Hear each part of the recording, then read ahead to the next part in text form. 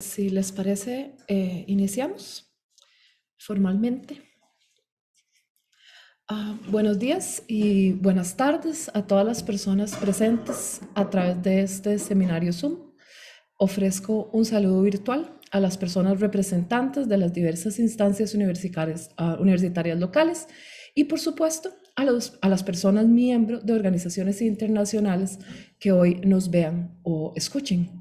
Mi nombre es Natalia Solano Mesa, soy docente e investigadora de la Universidad de Costa Rica. Hoy miércoles, día 1 de diciembre del año 2021, tengo el honor de dirigir la sesión inaugural de lo que será el 5º Congreso de la Asociación Internacional ISUF-H.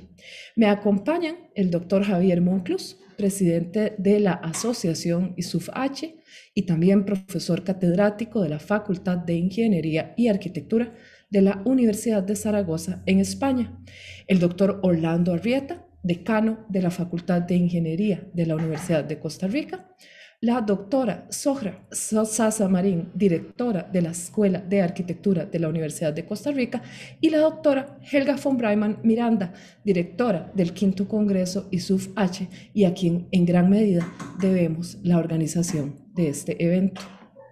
En nombre de la Universidad de Costa Rica, me permito una vez más saludarles y agradecer su participación el día de hoy. El ISUF-H es la división hispanohablante del International Seminar on Urban Form, o ISUF, una organización fundada en 1994 y que cuenta con aproximadamente 600 personas miembros, ubicadas en por lo menos 50 países. La división hispana, fundada en el año 2015, cuenta con 90 miembros representados en España y América. A este congreso, como ya lo he dicho, le anteceden 4 anteriores realizados en las ciudades de Toledo, Zaragoza, Guadalajara, México y Barcelona. Su éxito sugiere el interés que suscita la cuestión urbana en Iberoamérica y a ambos lados del Atlántico. El 5º Congreso ISUF-H lleva por título Ciudades espontáneas versus ciudades planificadas, distintos retos, distintas realidades. En esta ocasión, la organización ha recaído en la Escuela de Arquitectura de la Universidad de Costa Rica, a través de la participación directa de personas vinculadas al Laboratorio de Ciudad y Territorio, que es un proyecto de extensión docente de la Escuela de Arquitectura y de la Vicerrectoría de Acción Social de esta universidad. Se ha contado con la colaboración de las escuelas de Ingeniería Topográfica e Ingeniería Civil y también del Programa en Investigación de Desarrollo Sostenible, conocido como PRODUS, todos vinculados a la Facultad de Ingeniería. Asimismo, se contó con la participación y apoyo de la Escuela de Geografía, perteneciente a la Facultad de Ciencias Sociales de la Universidad de Costa Rica, siempre a través de la labor de personas investigadoras y docentes con interés y expertise en el ámbito de la forma urbana. A lo largo de 3 días, la Escuela de Arquitectura de la Universidad de Costa Rica será la casa virtual de 5 conferencias plenarias, 2 mesas redondas y más de 100 ponencias organizadas a partir de 9 líneas temáticas definidas por el Comité Científico del Congreso. A continuación, escucharemos las intervenciones de la doctora Helga von Breyman, la doctora Zohra Sasa, el señor decano de la Facultad de Ingeniería, el doctor Orlando Arrieta, y por último tendremos el honor de escuchar las palabras del doctor Javier Monclús, presidente de la Asociación ISUF-H. Desde ya les agradezco sus participaciones y le cedo el espacio a la doctora Helga von Breyman.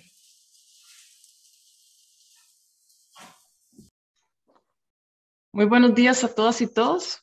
Hoy finalmente da inicio el 5º Congreso ISUF-H Costa Rica, Ciudades Espontáneas versus Ciudades Planificadas, distintos retos, distintas realidades.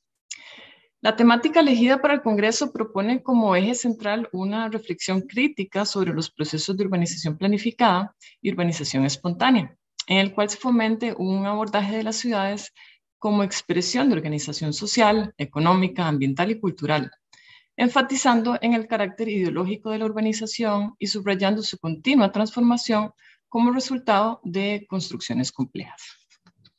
El Congreso se centra en ahondar en la forma urbana desde perspectivas transversales que asuman como objeto de discusión las problemáticas de la ciudad contemporánea y cuestionen la dicotomía planteada entre lo espontáneo y lo planificado. También la celebración de un nuevo Congreso en América Latina permite reforzar la tradición crítica en el abordaje de las ciudades y reforzar la perspectiva latinoamericana de los estudios urbanos. La temática no solo nos ha permitido contar con más de 100 propuestas para las sesiones paralelas, sino también con maravillosas y maravillosos conferencistas como lo son Raquel Rolnick, Álvaro Sevilla, Florencia Quesada, Cintia Goitia y Javier Monclús. El Congreso cuenta además con 2 mesas redondas donde tendremos la participación de académicos de gran trayectoria y prestigio. En la primera, titulada Ciudades Intermedias, contaremos con la participación de Fernando Carrión, Nelson Inda, Roxana Tapia, Rosendo Puyol y José María Llop.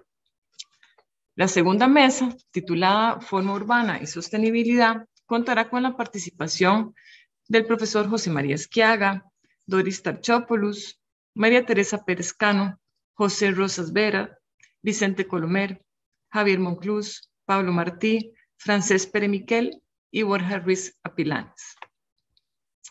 Además de estas sesiones plenarias, también contaremos con 22 sesiones paralelas, como nos contaba Natalia, y 2 sesiones de póster distribuidas a lo largo de 3 días y organizadas en torno a los 9 ejes temáticos propuestos. También tendremos 3 espacios para conocer publicaciones recientes relacionadas con la materia urbana. Estos espacios son los almuerzos literarios, que se llevarán a cabo todos los días de 11:30 a 12 mediodía, hora local. Esperamos que todas las actividades resulten de gran interés para los participantes y estos 3 días que empiezan sean una oportunidad para aprender y conocer más sobre este tema que nos apasiona. Finalizo dando un especial agradecimiento al equipo organizador, a Alejandro Jiménez, a Luis Durán, a Carla Barrantes, Félix Zumbado y Andrés Jiménez, a la directora de la Escuela de Arquitectura, Sohra Sasa, y a la asociación ISUF-H por su apoyo y guía en estos meses, en especial al director Javier Monclús y al secretario Borja Ruiz Apilanes. Muchas gracias y espero que disfruten el Congreso.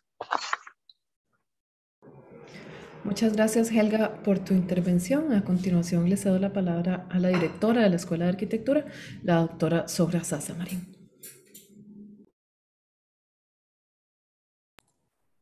Muchas gracias, Natalia.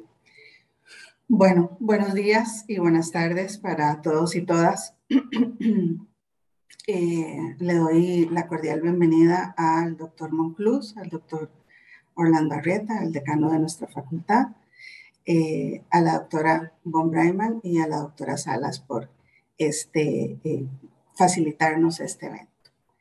Y les doy la bienvenida a todos y todas ustedes a este 5º Congreso Internacional ISUF, que para la Escuela de Arquitectura es un honor auspiciar.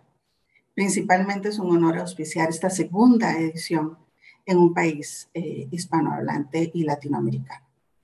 Cuando hablamos de morfología urbana, lo hacemos desde nuestras propias realidades y a través de las visiones de cada persona investigadora que enfrenta el problema urbano desde el enlace morfológico.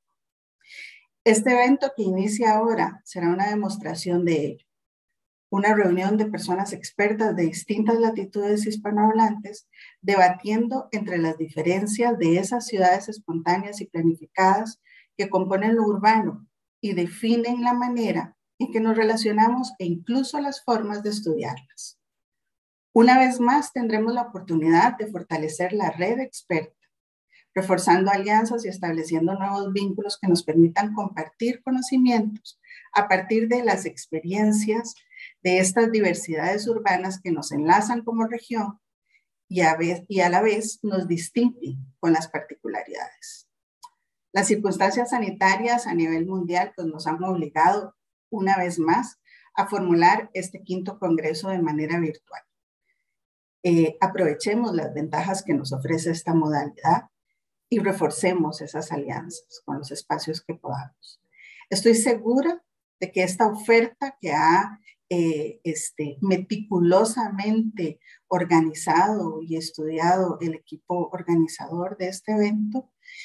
Oferta de plenarias, de mesas redondas, de ponencias simultáneas, de pósters y de esos cafés literarios, nos presentarán estos retos y diversas realidades que debemos comprender para robustecer este debate que nos es tan importante. Así que muchas gracias e iniciemos. Muchísimas gracias, Sofra. A continuación, le cedo el espacio al doctor Orlando Arrieta, decano de la Facultad de Ingeniería de la Universidad de Costa Rica. Muy buenas tardes, tengan todos y todas un cordial saludo a la señora directora de la Escuela de Arquitectura, la doctora Sogra Sasa, a la persona que ha hecho posible en buena medida esta quinta edición de este congreso, la doctora Helga von Breyman, a el expositor, el doctor Javier Monclús, y a Natalia Solano, la doctora Natalia Solano, que nos facilita también este espacio. Para la Facultad de Ingeniería es un verdadero placer poder, junto con la Escuela de Arquitectura, recibir de manera virtual a todas las personas que participan en esta edición de este Congreso ISUF-H. Evidentemente, el tema urbanístico yo creo que ha adquirido muchísima relevancia en los últimos años. Yo quizá seré el que menos sabe de urbanismo, el que menos sabe de arquitectura en este espacio por mi formación completamente en ingeniería eléctrica, pero desde la ignorancia uno puede interpolar ciertas situaciones como por ejemplo lo que decían ahora del crecimiento de las ciudades de manera espontánea a veces no tan planificada, ¿verdad? Y donde uno observa las innumerables situaciones en ocasiones con cuestiones climáticas, se da cuenta de que la planificación y estudios rigurosos, técnicos, científicos, desde la parte urbanística han hecho muchísima falta en el crecimiento de las ciudades. Adicionalmente, pues el enfoque que se le da al Congreso de una manera inter y transdisciplinaria también resulta muy rica, en donde también tenemos que incorporar un factor. Desde la parte cultural, pues los países que hablamos el idioma español, que somos hispanohablantes, tenemos una particularidad cultural que también tiene que verse reflejada en ese urbanismo, ¿verdad?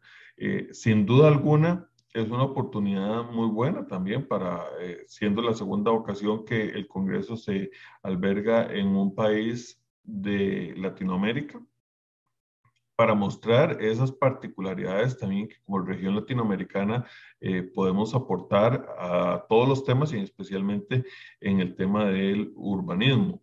Definitivamente para la Universidad de Costa Rica, para la Facultad de Ingeniería y para la Escuela de Arquitectura, el poder participar, y no solo participar, organizar este tipo de eventos resulta fundamental como una ventana de exposición, como una ventana hacia la internacionalización que nos permita compartir todo el conocimiento que se desarrolla a través de los procesos de investigación, de acción social, de docencia, que compartimos también con la población estudiantil, que sin duda alguna se va a ver muy beneficiada de poder participar en este tipo de eventos. Definitivamente la pandemia, como lo decía la doctora Sasa, ha representado una forma diferente de hacer las cosas, pero en esa forma diferente de hacer las cosas donde bueno, muchísimas veces no podemos aprovechar las buenas cosas que tenían los congresos, las conferencias internacionales, de poder sentar uno a veces con una taza de café a discutir, mirándose a los ojos y cara a cara, ¿verdad? Por otro lado, la virtualización de alguna manera democratiza el acceso a las personas que muchas veces no pueden realizar ese viaje y que puedan acceder a todo este conocimiento que se va a realizar a través del Congreso. De mi parte, en nombre propio y en el de la Facultad de Ingeniería, desearles el mayor de los éxitos en este ISUF H en su quinta edición, que estoy seguro será sumamente rico y provechoso y ojalá que la discusión y el intercambio de ideas sea muy fructífero, que desde ya permita ir planificando las líneas de trabajo para el ISUF H en su sexta edición. Muy buenos días y muchas gracias. Muchísimas gracias, Orlando. Buenos días de nuevo. Finalmente, le cedo la palabra al doctor Javier Monclús, quien es el presidente de la asociación ISUF H.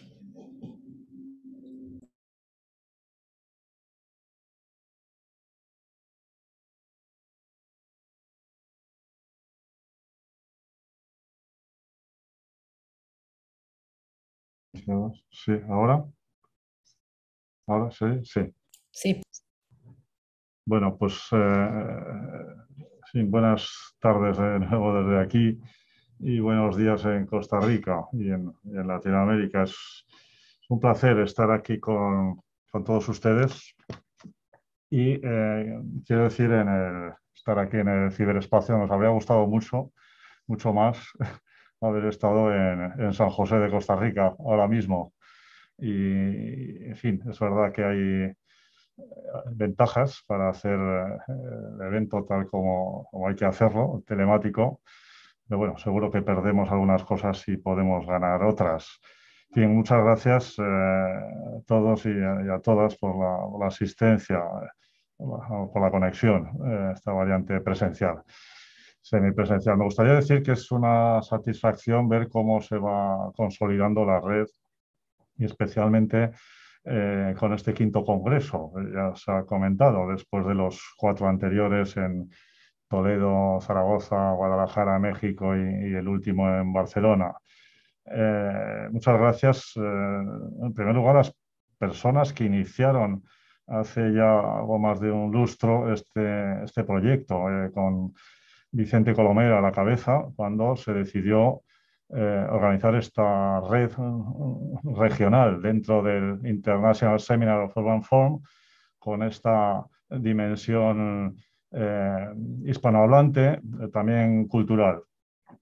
Muchas gracias también, desde luego, y enhorabuena a los organizadores, Helga von Reimann y su equipo, porque consta el trabajo y sabemos muy bien lo que supone organizar encuentros como estos. Es una cuestión compleja, lleva mucho trabajo y lo sabemos muy bien. Por tanto, enhorabuena.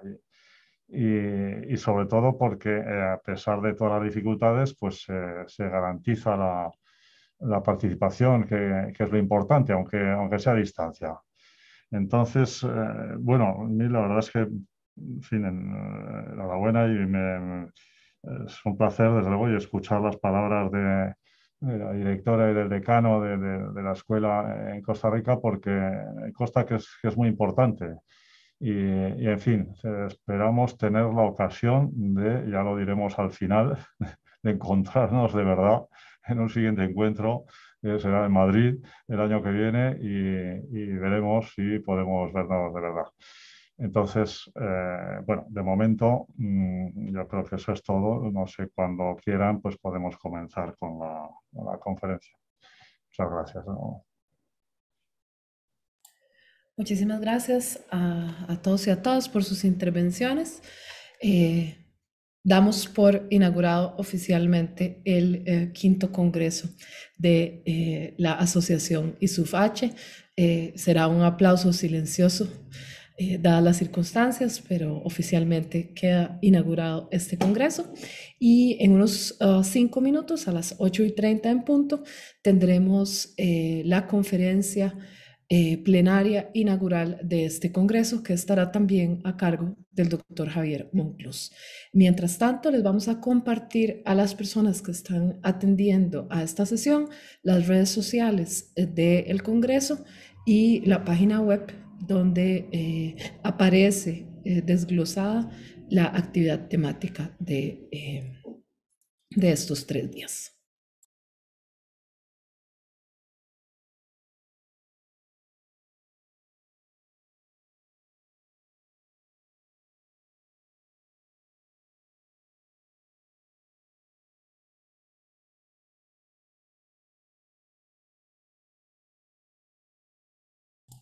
Si alguna persona se va a dar un pequeño receso, regresamos en punto a las 8:30 por este mismo link.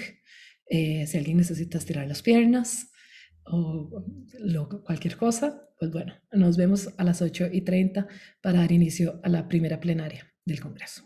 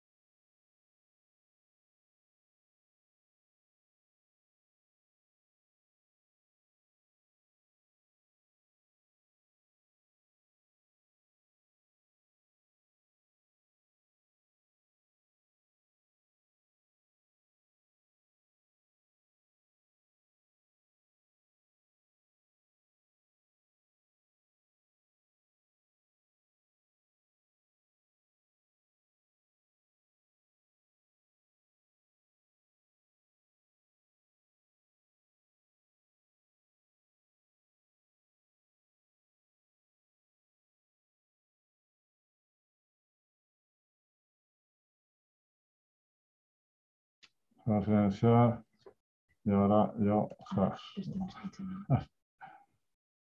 Bien. Bueno. Listo. Regresando a esta sesión inaugural, de nuevo mi nombre es Natalia Solano Mesa, soy docente e investigadora en la Escuela de Arquitectura de la Universidad de Costa Rica y tengo el gusto de presentar la que será la primera plenaria de este congreso, de este quinto congreso ISUF-H. Tengo el gusto también de presentar nuevamente al doctor Javier Monclús, ya en calidad de conferencista. Y Javier ofrecerá la que será la primera charla del Congreso titulada Urbanistas, Urbanidad y Formas Urbanas, Perspectivas Urbanísticas. Javier Monclús es presidente de la Asociación ISUF-H, doctor arquitecto y catedrático de urbanismo en la Escuela de Ingeniería y Arquitectura de la Universidad de Zaragoza en España, donde ha sido también el director del Departamento de Arquitectura durante el periodo 2009-2015. Fue también director del máster en arquitectura y coordinador del área de urbanismo. Profesor de urbanismo en la Universidad Politécnica de Cataluña en Barcelona y profesor visitante en varias universidades europeas y latinoamericanas. Además de jefe del área del plan de acompañamiento en el consorcio Zaragoza Expo 2008. Ha publicado numerosos trabajos sobre urbanismo y sus investigaciones se centran especialmente en el campo de los proyectos urbanos, el urbanismo paisajístico y las teorías e historia del urbanismo.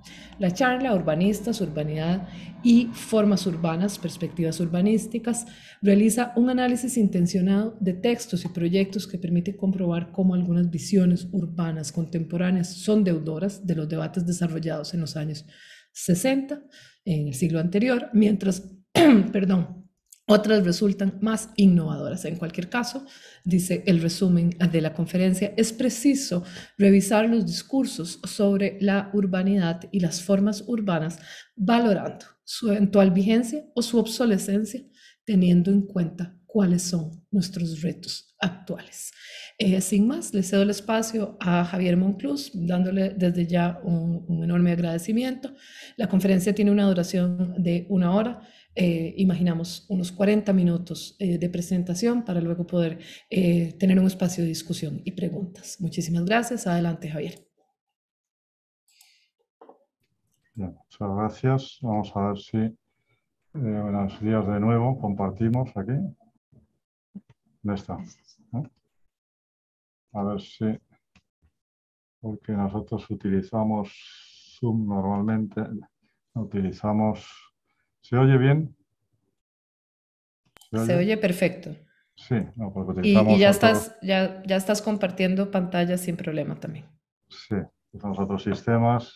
Bueno, entonces está, de acuerdo.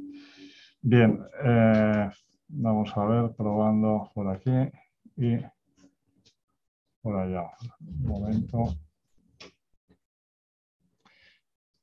Bien, en los congresos que se han ido... Voy a quitar la mascarilla, que se oirá mejor, supongo. En los congresos que se han ido celebrando en el marco de ISUF-H y también en la sesión de clausura del último congreso en Barcelona, decíamos que sería oportuno considerar a ISUF-H como una plataforma para el diálogo entre urbanistas y estudiosos de las formas urbanas, lo cual significa que hay una serie debe haber, y creemos que hay una serie de intereses comunes que giran en torno a conceptos esenciales, tanto para urbanistas como para estudiosos de la forma urbana. Supone que la preocupación por la calidad urbana es uno de esos intereses comunes, lo cual tiene que ver con el papel, la relevancia de las formas urbanas en la consecución o en la pérdida de la urbanidad.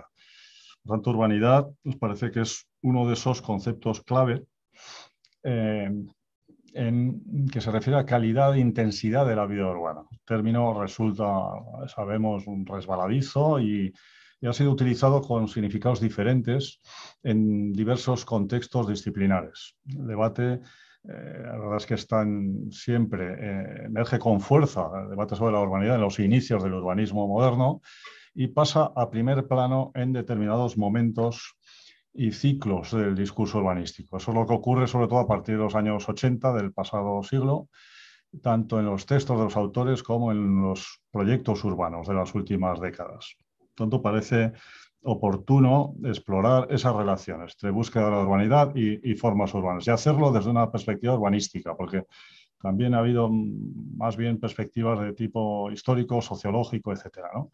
Y ahora nos interesa. Hasta el punto de partida es estas reflexiones es aprender conversando con los autores, releyendo sus textos, también reinterpretando los proyectos urbanos paradigmáticos, prestando atención a distintas visiones de la urbanidad, etcétera, ¿no? Una cuestión previa sobre estas perspectivas diferentes en morfología urbana. Podemos referirnos a dos tradiciones principales, claramente expresadas en ISUF, geógrafos e historiadores, por un lado, arquitectos y urbanistas por otro. Ambos han ido consolidando un campo de estudio con análisis cada vez más sofisticados, sistemáticos, que han dado lugar a esta especie de subdisciplina de la morfología urbana.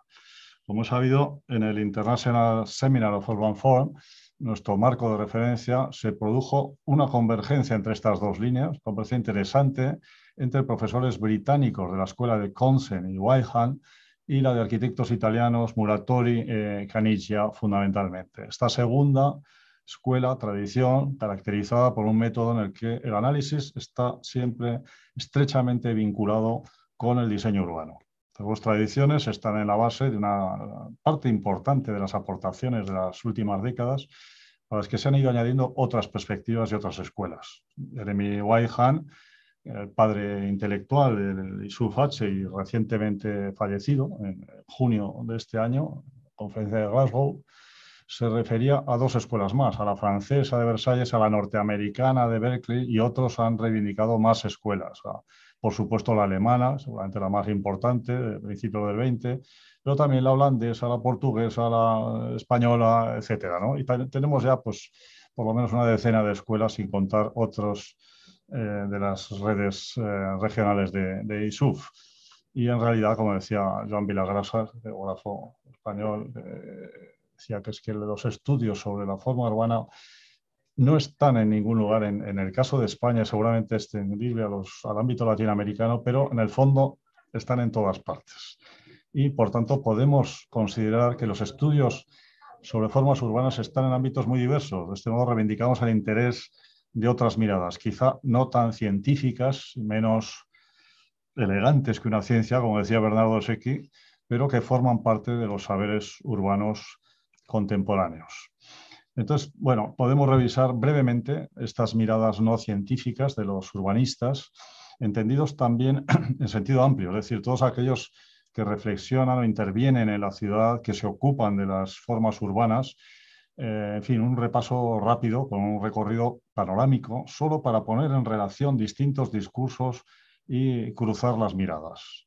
En este sentido, se puede comprobar cómo esas miradas operativas sobre la ciudad tienen que ver con una inquietud común. Es decir, todos los autores de distintas maneras, en el fondo, hay una búsqueda de la urbanidad moderna y contemporánea, es decir, la vida urbana, simplificando, definiendo la urbanidad de modo provisional, de esta manera. A ver cómo estos urbanistas, en sentido amplio, abordan esta cuestión de la urbanidad y las formas urbanas.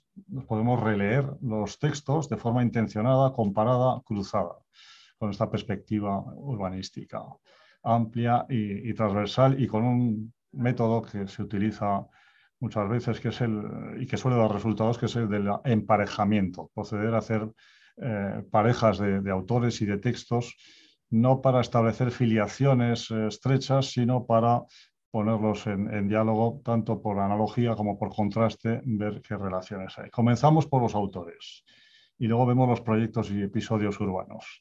Es decir, elegimos estas parejas, un autor más bien a la izquierda, canónico, digamos, conocido de la era de la revisión de la modernidad, concretamente de los años 60 del siglo XX, y es decir, los nacidos en primer tercio del 20 que publican sus obras principales en los años 50 y 60, mientras los segundos serían los estrictamente contemporáneos, que publican sus obras desde los años 80 hasta ahora.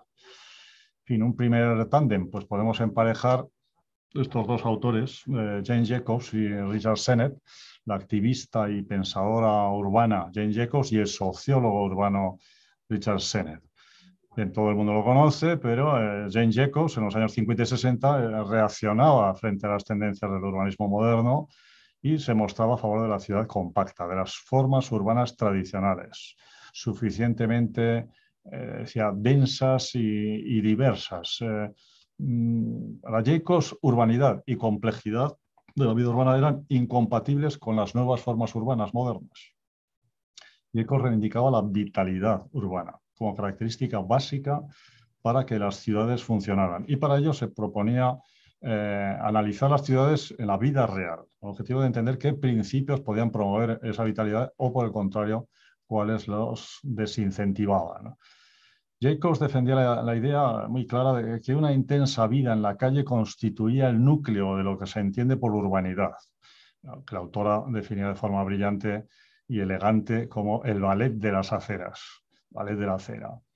Es muy interesante comprobar la relevancia de las visiones de Jacobs en muchos autores contemporáneos, las deudas reconocidas, por ejemplo, en un autor contemporáneo como Richard Sennett.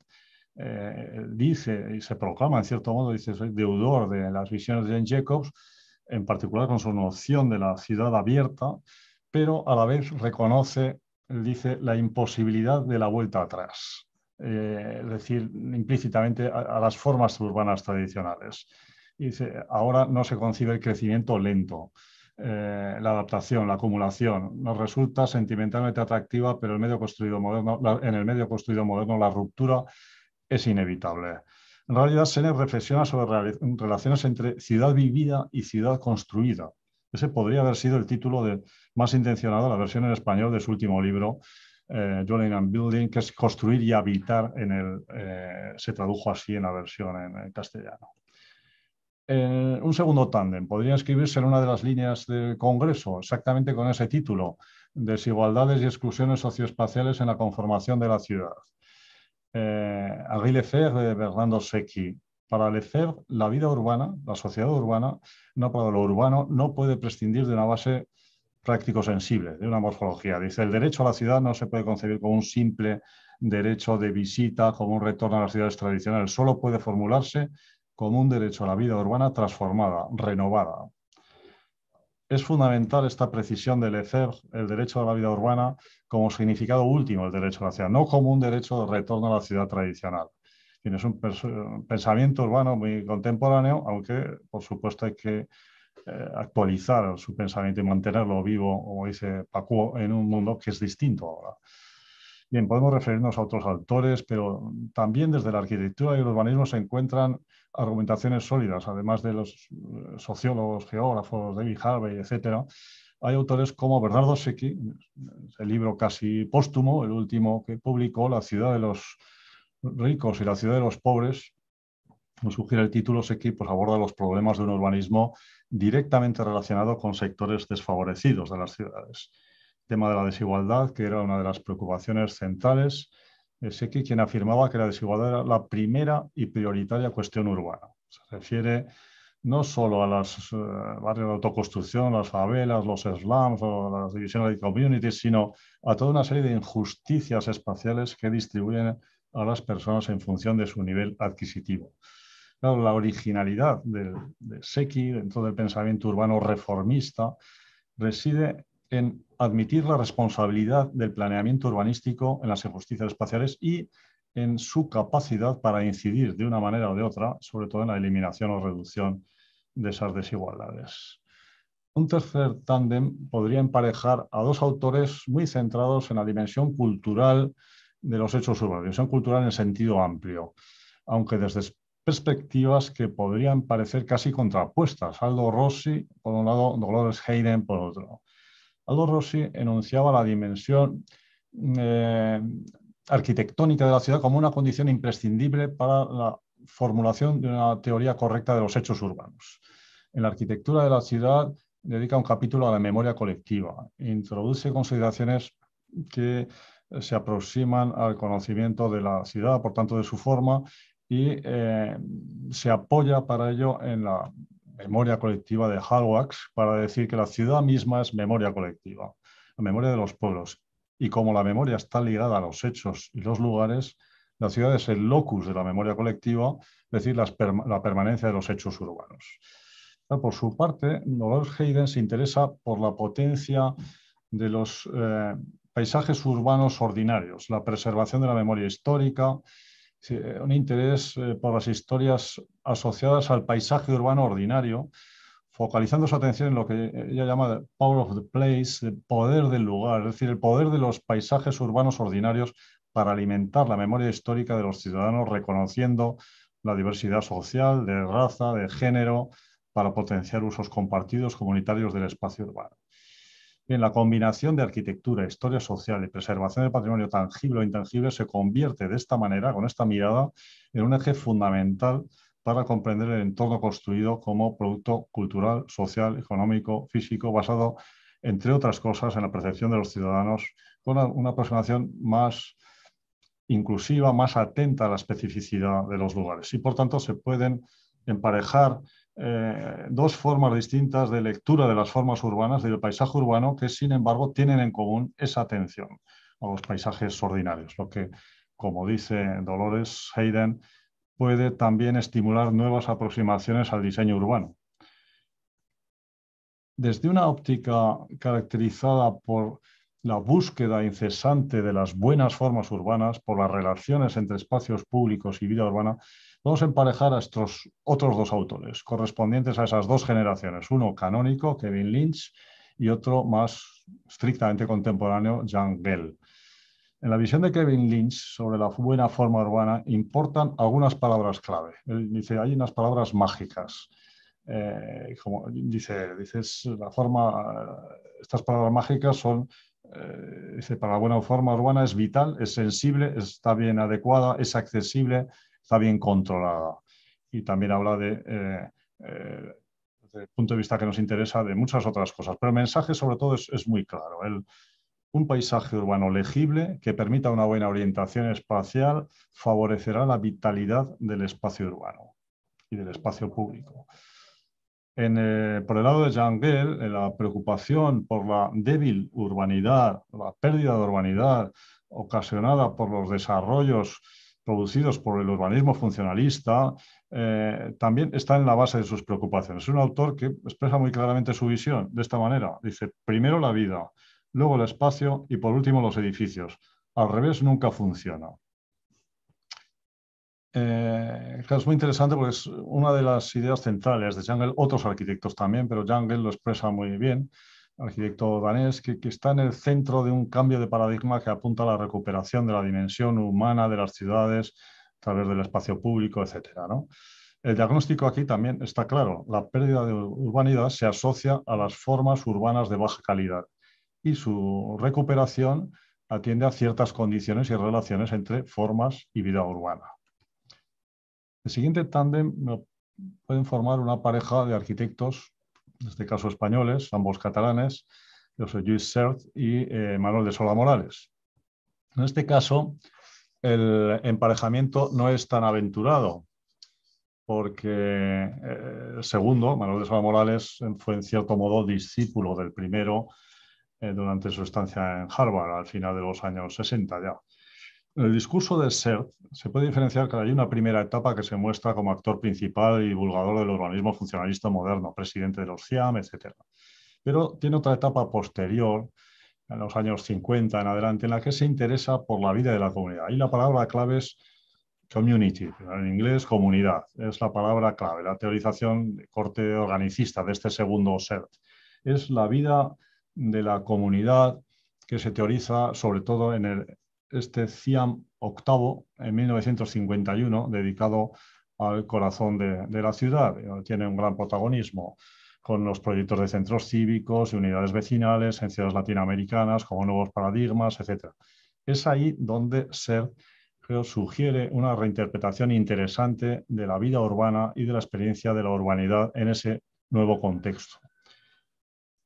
Para Sola Morales, en cambio, dice que hay que dejar atrás tanto el esquematismo del diseño estructural como las reducciones de otro tipo, para confiar en cambio la riqueza de las materias y la capacidad de construir una urbanidad contemporánea. El concepto básico aquí, las palabras claves para Manuel Sola Morales es el de urbanidad material, es decir, la capacidad de los materiales urbanos para expresar significados sociales, funcionales, estéticos y cívicos.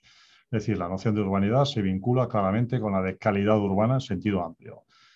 Dice, el proyecto urbano no está en la unidad formal del conjunto ni en la congestión, ni en la densidad, ni solo en el respeto por el contexto por sí mismo, sino en los elementos y episodios concretos que relacionan las personas con las cosas. Bueno, estas visiones se pueden escribir en una búsqueda constante de estos elementos del proyecto urbano que facilitan la vida urbana intensa. Para Solá no se trata de encontrar esa urbanidad contemporánea en las imágenes urbanas convencionales que siempre se comentan de la ciudad compacta, de las altas densidades, sino en el equilibrio entre densidad, mezcla de usos, reconstrucción y actividad urbana, entre población y movimientos. Entonces, mediante esas estructuras, esas estrategias, esas formas urbanas, podríamos avanzar para encontrar los significados de la urbanidad. Desde otra perspectiva, que se inscribe en la tradición moderna, podemos emparejar otros dos autores, en este caso los dos holandeses, uno canónico, digamos, Jaap Bakema, y otro contemporáneo, Rem Koolhaas. A Bakema le interesaban los elementos de transición, los lugares de encuentro y de vida. Los lugares de encuentro y de vida porque en sus reflexiones se comprobaba la disociación creciente entre arquitectura y ciudad, entre espacios urbanos y públicos y espacios interiores privados. De ahí la formulación de arquitecturbanismo que permitiera superar estas brechas espaciales. Pero en fin, las palabras clave aquí son estas, ¿no? Lugares de transición, escalas, preocupación por la articulación de las escalas. Son concepciones que él manifiesta en sus textos cuando habla de esos lugares de encuentro, los lugares de encuentro donde surge esa relación con la vida, y también lo manifiesta en sus proyectos. Koolhaas, por su parte, resume sus posiciones críticas respecto a la resurrección de la ciudad tradicional. Dice, las formas, claro, con las que él se expresa, muy irónicas y muy radicales, despacha el tratamiento de la ciudad genérica por parte del urbanismo convencional, pues han dado lugar a críticas por su supuesta complacencia en el caos, en la celebración frívola de la superficialidad de los crecimientos urbanos contemporáneos. Sin embargo, creo que es importante, es interesante ver cómo Koolhaas apuesta por un entendimiento profundo de los complejos procesos que están experimentando las ciudades y metrópolis contemporáneas. De ahí el interés de sus visiones sobre esos procesos, expresados de esta manera. Habla de ciudades como Atlanta, dice su trabajo tan conocido, SMLXL. A veces es importante averiguar lo que la ciudad es, en lugar de lo que era o debería ser. Dice de Atlanta y de otras ciudades. En realidad, lo que está haciendo Koolhaas es un reconocimiento de un proceso de pérdida de la urbanidad tradicional en los banales crecimientos urbanos contemporáneos y, dice, su sustitución forzada, en muchos casos, en muchos proyectos, por una especie de urbanidad light. Y en su lugar lo que hace es poner el acento en el papel cada vez más protagonista, por ejemplo, que juegan las infraestructuras en la vida urbana contemporánea, con planteamientos que muchas veces pues, no son políticamente correctos porque critica actitudes que le parecen tanto nostálgicas e historicistas. Y por último, podemos invitar a la conversación a dos autores con perspectivas muy diferentes, pero significativas dentro de esta reflexión sobre la nueva urbanidad y las nuevas formas urbanas a escala territorial. Lewis Mumford, Thomas Sievers. Para Mumford, la ciudad, dice, es un hecho de la naturaleza. Debe entenderse como un organismo vivo, no en cuanto a sus funciones naturales, sino como creación cultural capaz de albergar la vida urbana. La ciudad, dice, constituye un hecho de la naturaleza, lo mismo que una cueva o que un hormiguero, pero también es una obra de arte. Esta argumentación, desde luego, en su momento resultaba muy original. En los años 30 estamos hablando, resultaba muy original, plantea analogías, estas metáforas enlazan con tentativas muy recientes de conceptualizar la ciudad como un híbrido de naturaleza y artificio. Veremos al final de Bruno Latour y de otros. Además, dice Mumford en su momento, la escala de las distancias ha cambiado. La ciudad regional es una nueva realidad. Los años 30. La ciudad regional, con sus experiencias neoyorquinas en la Regional Planning Association of America, donde él estaba, en fin. De hecho, no es el primero que lo dice, porque reconoce la adopción de los principios de Patrick Guedes antes, sobre las conurbaciones, etc. Pero Mumford se implica a fondo en esa conceptualización del llamado regionalismo ecológico, con visiones muy sugerentes a recuperar y que se recuperan ahora sobre las nuevas formas urbanas que proliferan en las regiones metropolitanas. Es interesante contrastar estas visiones de Lewis Mumford con las actuales de Thomas Sievers, sobre todo desde los años 90, un arquitecto urbanista alemán, que ha acuñado un término para entender lo que ocurre en un territorio extenso entre ciudades, que se llama Zwischenstadt, traducido así como a veces cities without cities, entre ciudades. La ciudad entre ciudades. Con ese término se refiere a regiones metropolitanas con distintas variantes, en particular la región metropolitana del Ruhr, alemana, pero también a nuevas realidades urbanas que proliferan en distintas partes del mundo, más allá de la ciudad compacta, de las extensiones urbanas planificadas durante las últimas décadas. Claro, la visión de Sievers es además profesor de diseño urbano en varias universidades. Fue miembro del comité director de la IVA de Hampshire Park en los años 90. Es muy relevante por la profundidad de sus exploraciones sobre los procesos de descentralización en la ciudad europea, menos conocidos que en las ciudades norteamericanas, y sobre los nuevos paisajes urbanos metropolitanos.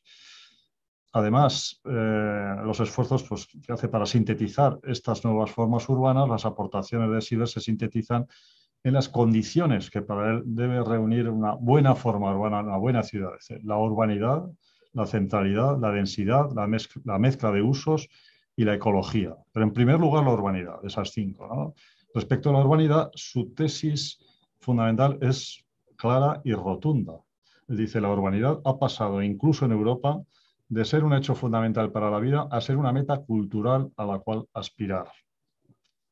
Y por tanto, dice, lo que tenemos que hacer es un esfuerzo por crear nuevas formas y nuevos espacios de urbanidad. Bien, hasta aquí las conversaciones con urbanistas modernos y contemporáneos. No tengo todavía media hora, vamos a la segunda parte, que es... con estas conversaciones, digamos, estas lecturas cruzadas de textos de urbanistas modernos y contemporáneos, yo creo que podemos aprender muchas cosas sobre las distintas visiones sobre las formas urbanas y sobre la urbanidad. Ahora podemos aproximarnos brevemente, también muy rápidamente, una visión muy panorámica, al mundo de los proyectos urbanos, con una perspectiva urbanística amplia, también de una manera análoga, desde la escala propia del diseño urbano, donde resulta decisiva la calidad de las formas urbanas. Se trata de proceder a una lectura también intencionada de proyectos urbanos, de forma análoga a la que hemos hecho con los urbanistas. Es decir, partiendo de preguntas sobre las estrategias urbanas que están en la base de algunos indicadores de calidad urbana y, como siempre ha sucedido, la lectura de proyectos y episodios urbanísticos pasados lo que nos permite es entender mejor los actuales y, a su vez, la experiencia de los proyectos recientes y los retos que se nos plantean ahora nos hacen ver de otro modo los proyectos anteriores. Por tanto, interesa comprobar lo que sucede a partir de los años 80 del pasado siglo XX. Hay un interés renovado por la historia que antes no era tan importante, cambia la percepción de los urbanistas.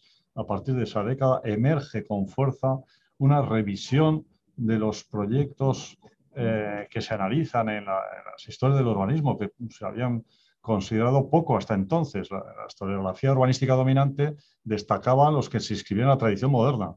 En cambio, en estos que aparecen a partir de estos años y más recientes, aparecen otros proyectos.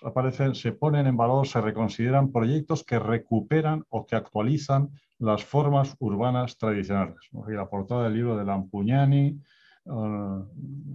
imágenes de la ciudad tradicional del siglo XIX. La imagen del libro de Werner Schomm, Urbanität und Dichte, Urbanidad y Densidad, sobre la construcción de la ciudad, Le Havre. En fin, y muchos otros, ¿no? Son publicaciones que reconsideran y ponen en valor proyectos con calles, manzanas, plazas, es decir, formas urbanas tradicionales. Bien, frente a esas aproximaciones, que a menudo se asocian a cierto historicismo posmoderno, también se desarrollan otras que tratan de entender las lógicas y los criterios y estrategias y los valores y también los puntos débiles de los proyectos y episodios urbanos modernos y contemporáneos.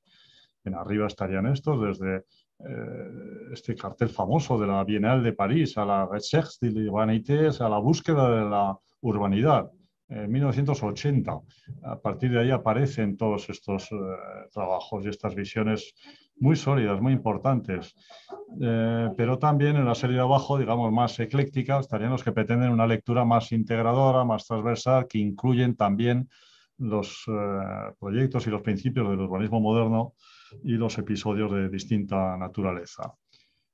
Bien, un episodio que siempre aparece en las historias del urbanismo, sobre todo en las de corte historicista, es el Plan de Chicago de 1909, famoso Plan de Chicago, que, como se sabe, es un hito histórico en la historia del urbanismo. Es cierto que, a pesar del protagonismo de los aspectos formales, el plan pues, trataba de integrar cuestiones y estrategias distintas de otro tipo, extender el sistema de bulevares, de parques, de mejorar el sistema de transporte, etcétera. Pero está claro que el acento fundamental estaba en la renovación de la imagen urbana. Por eso es uno de los emblemas del movimiento City Beautiful, el embellecimiento urbano, digamos, y poco se echaba el resto, digamos, en la potenciación de la nueva fachada de la ciudad al lago, Michigan, etcétera, ¿no? Lo curioso es ver cómo ahora este salto se vuelve a plantear una especie de City Beautiful renovada. Peter Hall lo explica de una forma muy convincente. Y también dice, desde los años 80 se asiste a una campaña generalizada por la calidad urbana, el embellecimiento urbano, la renovación de la imagen de las ciudades, ahora desarrollada en un contexto de cierta y creciente competencia entre las ciudades. Es el marketing urbano. Pues hablamos de City Beautiful, City Marketing, que lleva a promocionar estos proyectos de embellecimiento urbano y que se emparejan con los de principios del siglo XX, aunque sean diferentes. El ejemplo del plan precisamente de Chicago Metropolis 2020 se llama así, una especie de plan estratégico que ahora es la hoja de ruta de la ciudad y que tiene como objetivo también, por supuesto, mejorar la economía de la ciudad, la región metropolitana, etcétera, pero que también recurre a un renovado protagonismo de la imagen urbana, precisamente con la fachada de la ciudad al lago, como la de 1909, pero actualizada, que aparecen ya rascacielos, etcétera, evocando claramente las de ese famoso plan de principios del siglo XX. Bien, generalmente en el análisis de los proyectos urbanos se adopta una perspectiva exclusivamente cronológica, lo cual a veces dificulta encontrar temas comunes y ver las diferencias también. Por eso nos parece interesante una aproximación temática, temporal, pero con lectura comparada, cruzada con paralelismos de este tipo, ¿no? De esta manera podemos emparejar proyectos y para hacerlo de alguna manera sistemática, pues podemos tomar como punto de partida precisamente las categorías de la Carta de Atenas, las 4 categorías famosas de espacios para habitar, espacios para el trabajo, espacios para el ocio, espacios para la circulación y diversos, una especie de cajón desastre para otro tipo de proyectos. Podemos revisar, por ejemplo, en el ámbito de la primera función, digamos, del habitar, de la vivienda, pues un proyecto paradigmático de vivienda colectiva. Por ejemplo, un polígono de viviendas, el polígono Montbau en Barcelona, un polígono que es un ejemplo excepcional, pero también paradigmático en la búsqueda de la calidad urbana frente a lo que ocurre en la mayor parte de los conjuntos de vivienda masiva que no tienen esa calidad y donde Montbau, frente a esa interpretación rígida de los principios del urbanismo moderno, aquí se busca la complejidad, la calidad urbana que se expresa en una mezcla de tipologías, de bloques, de torres, de viviendas unifamiliares, también con un atento diseño de los espacios públicos en un polígono de vivienda social. Medio siglo después, sigue planteándose la reflexión sobre las formas urbanas en los conjuntos residenciales más o menos abiertas, con el bloque La Manzana, por ejemplo, en el sector Masséna de París, proyecto urbano reciente, donde se experimenta con el îlot ouvert, la manzana abierta. En inglés es más difícil, en castellano y en francés, en español se entiende mejor. Diferencia manzana, bloque abierto, 2 palabras, no block, se traduce en inglés urban block, ¿no? Aquí la manzana abierta trata de superar la dicotomía entre bloque abierto perimetral y manzana cerrada. Bien, aquí hay muchas cosas para comentar, pero nos interesa solamente ver que hay un intento con una normativa morfológica para controlar distintas alturas, para conseguir una articulación visual y fragmentada que socava esta idea de la manzana tradicional, del interior y el exterior, y que se convierte pues, en un intérprete de una representación distinta de la densidad. En fin, así rápidamente, del mismo modo, podemos visitar o revisitar algún proyecto paradigmático, moderno, relacionado a los espacios para el trabajo, ¿no? Actividades productivas, comparándolo con otros recientes, teniendo en cuenta las diferencias de contexto histórico y urbano. Esto siempre, estos años 50-60 y proyectos actuales. El caso de Otto City, un proyecto en Estocolmo, Markelius y su equipo en los años 50, final de los 50 del siglo XX, se trataba de un conjunto de oficinas que se articulaba entre sí con la intención de conformar un nuevo centro de negocio de la ciudad con calidad urbana, con esta complejidad buscada de calles en el aire, con recorridos con puentes peatonales que conectaban los espacios, centros comerciales, plantas por debajo, por arriba, etcétera. En fin, aunque hay muchos centros en las ciudades europeas y en todas partes, se pueden aprender muchas cosas revisitando este conjunto con una visión actual para comprobar un poco esa búsqueda de calidad en este tipo de espacios. Si comparamos, si no ponemos en paralelo, esto era un conjunto paradigmático de esa era de la modernidad. Ahora podemos encontrar otros que emergen, distrito, emerge a través de la reconversión de antiguos espacios industriales obsoletos, que es la situación más característica de proyectos que se están realizando ahora en distritos llamados así de innovación. El distrito 22 arroba de Barcelona, que comienza el año 2000, que se sigue desarrollando ahora, y donde no hay un zoning, no hay una zonificación estricta como aquí. Aquí no hay vivienda, aquí hay espacios para el trabajo, aquí se busca intensificar determinado tipo de usos de innovación para el trabajo, digamos, pero también favorecer mezcla de usos y, por tanto, una cierta nueva urbanidad. Bien, esto es un proceso, este distrito está contribuyendo a la recuperación de una importante área de la ciudad de Ensanche de Barcelona, de la actividad empresarial, tecnológica, pero y hay una relación integral muy interesante que tiene que ver con la regeneración urbana, económica, social, incluye actividades de todo tipo, pero nos interesa ver cómo se busca esa generación de variedad de tipología para la cohesión social, contribuye a un diseño heterogéneo, en el que se percibe también un proceso de formación de un nuevo tipo y nuevo sistema de espacios públicos, con las supermanzanas, la reordenación de la malla viaria, con creación de ejes verdes, etcétera, etcétera. En el siguiente ámbito de lo que en la Carta de Atenas se pensaba como espacios para el ocio, podríamos incluir espacios culturales que ya en la revisión de la modernidad de estos años de posguerra, de los años 50 y 60, daban lugar a esa idea que decíamos antes de Serge y de Ciam, precisamente de 1951, la idea de los nuevos corazones urbanos. Uno de los nuevos polos culturales que expresa bien esta idea es el recinto construido en Londres con ocasión de este Festival of Britain del año 1951. Una especie de una variante de exposición internacional en la que se experimentaban los principios del Townscape, una especie de versión humanizada del movimiento moderno. Este encuentro, este festival, esta especie de exposición se entendía como una oportunidad para explorar nuevas formas de diseño urbano y de paisajismo moderno. El énfasis, sobre todo, y esto era lo innovador en su momento, es que en vez de poner énfasis en cada uno de los edificios, se conseguía recualificar el conjunto mediante un tratamiento cuidado del espacio público. Además estaba pues, la arquitectura urbana de los edificios, del Royal Festival Hall, precisamente, que se puede considerar un logro por su excepcional integración en el entorno, por su contribución a la recuperación de ese sector en la ribera derecha de Támesis y también por su capacidad para activar un entorno con esas modalidades y variantes de la arquitectura urbana moderna. Como contrapunto contemporáneo a ese polo cultural moderno, pues podríamos citar otros que se están haciendo ahora un poco en todas partes, en muchas ciudades.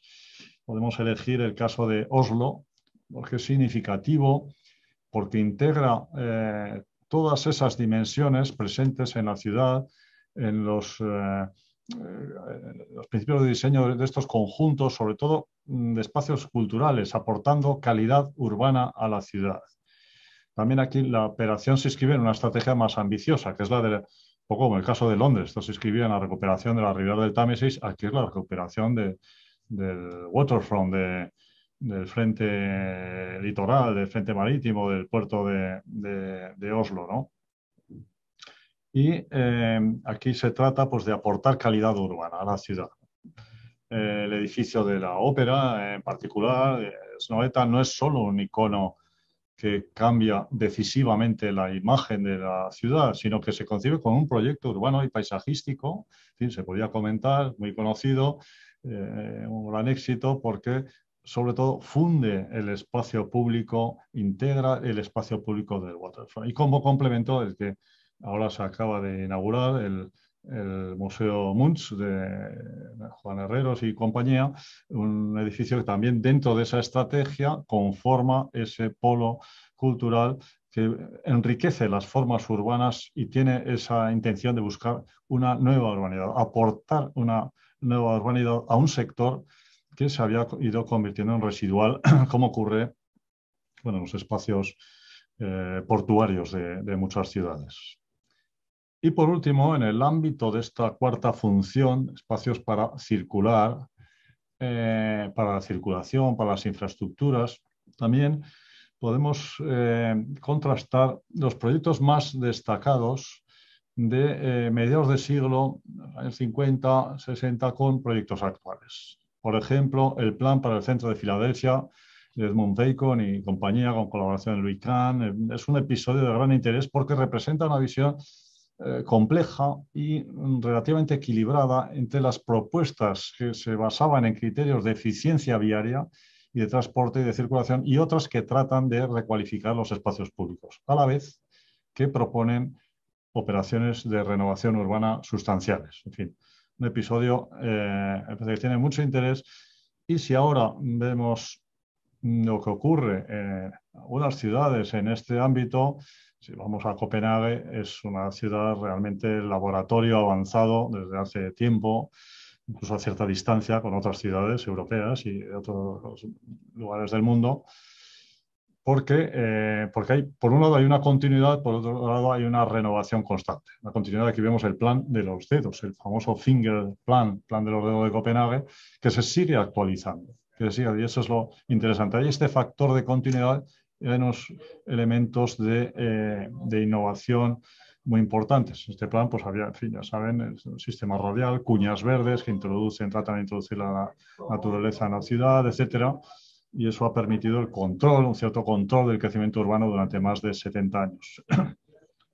Y en paralelo, bueno, se ha ido avanzando la recuperación de peatonalización de la ciudad pionera en Europa, en fin, la red para ciclistas es espectacular y realmente la ciudad europea con mejores condiciones y que eso también supone pues, una combinación de medidas integradoras y sutiles con esta apuesta por la escala humana y por la calidad urbana. Pero de particular interés es este proyecto Orestad, que es un nuevo barrio de un nuevo desarrollo radial en Copenhague, donde se puede comprobar la continuidad, por un lado, con estas estrategias que vienen ya desde décadas, de hace mucho antes, y se remonta a este plan, el Finger Plan, el plan de los dedos, y en cambio las innovaciones sustanciales que se están produciendo en torno a un sistema de movilidad con transporte público de elevado como elemento vertebrador, además de recorridos para bicicletas, para peatones,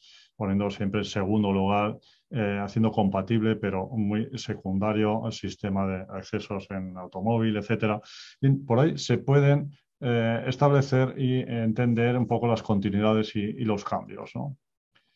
Y en el apartado de otros, de diversos, digamos, esa especie de cajón desastre, que permitiría incluir otros proyectos no considerados canónicos ortodoxos.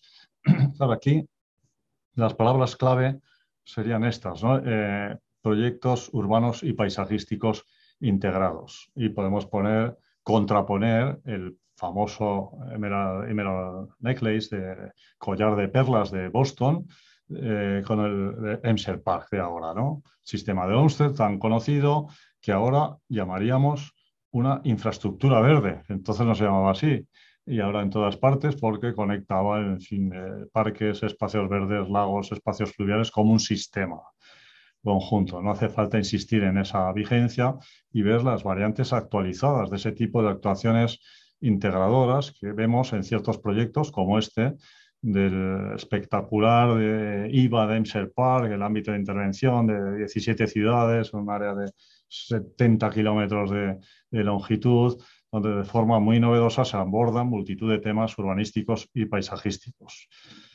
Ahí interesa destacar esa coexistencia de operaciones a distintas escalas. Un centenar de operaciones, pero además grandes proyectos y proyectos puntuales, como un proceso ambicioso de restauración de una antigua zona industrial y minera degradada, etcétera, ¿no?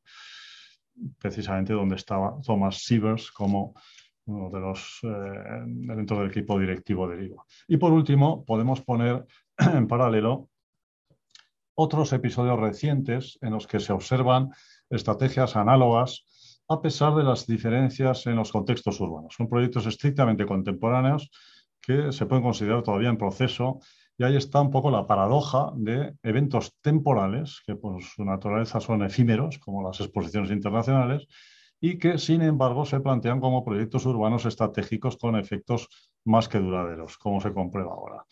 En los casos de Lisboa, de Zaragoza, con operaciones asociadas o sus respectivas exposiciones internacionales, 1998, 2008, que ahora nos interesan como laboratorios para analizar la emergencia de ese urbanismo estratégico, el impacto de los eventos con una cierta perspectiva temporal. En el caso de Lisboa, regenerando un área portuaria, industrial degradada en desuso al norte del centro histórico. En el caso de Zaragoza, también una idea de abrir de la ciudad al río, que era patente de los años 90, pero que se hace con exposición, proyectos de riberas del Ebro que dan un impulso definitivo a esta recuperación. Y este tipo de proyectos resultan ser un observatorio interesante para analizar el impacto de esas intervenciones a condición de que se comprueben los procesos y su respuesta a las circunstancias diferentes en los retos planteados a distintas escalas urbanas y en distintos ciclos temporales. Bien, recapitulando, podemos decir que una lectura intencionada de los textos, por un lado, y de los proyectos, por otro, con estas miradas cruzadas, textos y obras de urbanistas canónicos, por un lado, con contemporáneos, proyectos canónicos modernos con otros contemporáneos, permite comprobar cómo hay temas recurrentes y las conversaciones se enriquecen cuando se establecen de manera cruzada y no estrictamente cronológica o no estrictamente temática. Frente a visiones que generalmente están en los análisis de las formas urbanas y en las historias del urbanismo, muchas veces muy lineales y simplistas y teleológicas que apuntan en una dirección, nos parece que es importante saber leer la ciudad, los agentes, los procesos, las formas urbanas. Y, en fin, esto es lo que nos parece que es la tarea que corresponde a los morfólogos urbanos, a las disciplinas más o menos científicas, a las menos científicas, a los urbanistas, que somos los que nos reunimos en esta plataforma multidisciplinar y SUFH, más que multidisciplinar, más que interdisciplinar. Pero bueno, este es un tema de fondo. Y para acabar, podemos acabar con un par de citas más. Hemos citado unas cuantas. La primera sería la de Bruno Latour, algunas de cuyas concepciones están en consonancia con autores como Lewis Mumford, cuando utilizaba esa metáfora que comentábamos antes, son bastante análogas. Nos explica lo que deberíamos pensar, cómo deberíamos pensar la continuidad entre la ciudad y la sociedad y la naturaleza. Él dice, en la ciudad pasa lo mismo que en el termitero. El hábitat y los habitantes están en continuidad. La ciudad es el exoesqueleto de sus habitantes.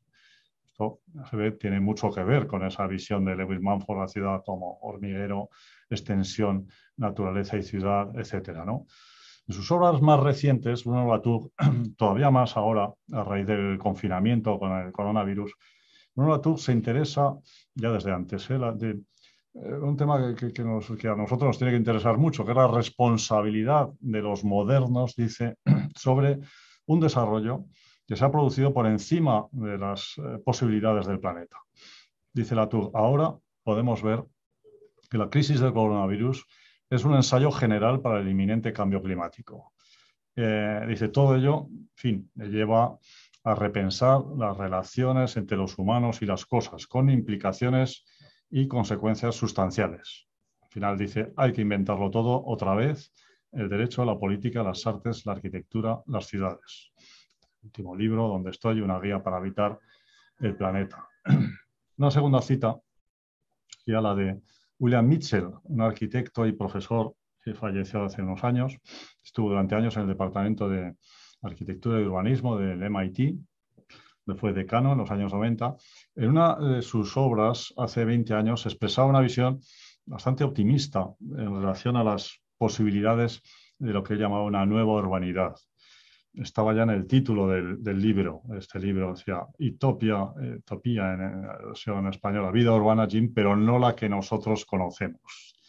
Bien, él expresaba esa visión en relación a las posibilidades de una nueva urbanidad.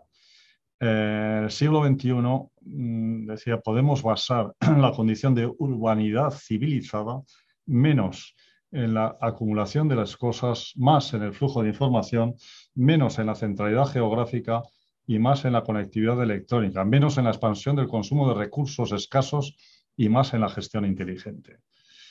Bien, como consideraciones finales, diríamos 3 o 4 cosas. ¿Por qué y para qué conversar con urbanistas modernos y contemporáneos?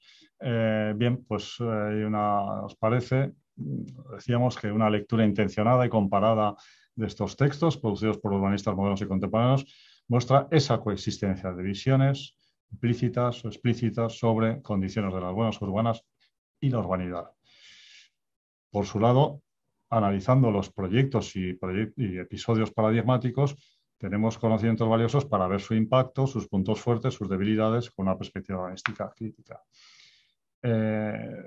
Podemos contrastar estas visiones de los años 60, que no es por casualidad de los 60, porque un momento de grandes cambios, de gran aceleración urbana, toda Europa, en todo el mundo, se puede decir, mientras que hay ahora concepciones deudoras de aquellos momentos y otras que son más innovadoras.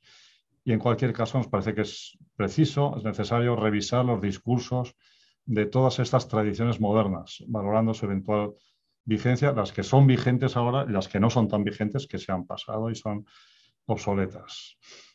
Y sobre todo nos parece que es importante insistir que la urbanidad no depende, sería muy fácil decir pues, que hay que volver a la ciudad compacta, a las formas urbanas tradicionales y a la densidad. Depende de la capacidad de establecer equilibrios complejos y relaciones entre múltiples variables. Bien, pues este tipo de reflexiones nos parece que son las que pueden favorecer la convergencia, decíamos al principio, entre las visiones de los morfólogos y las de los urbanistas para avanzar en la formulación de criterios, de condiciones necesarias para las buenas formas urbanas, de las cuales la urbanidad es una variable más, pero es una variable esencial.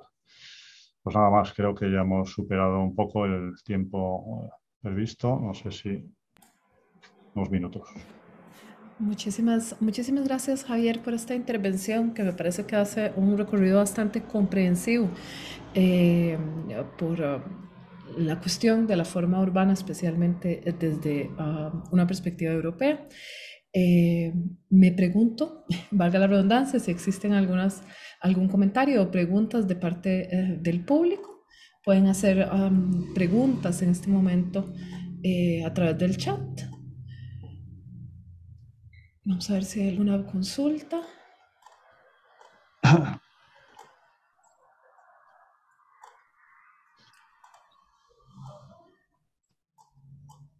Bueno, si no hay consultas, yo quisiera hacer quisiera hacer una pregunta. Perdón, creo que Eh, he desaparecido de la pantalla, no sé por qué. Ha sí, pedido sí. que inicie su vídeo. Ya, Inicie. dale. Pues como decía, me parece muy interesante este recorrido que se hace, especialmente, bueno, y esta pregunta la hago desde mi campo de trabajo, que es la teoría de la arquitectura.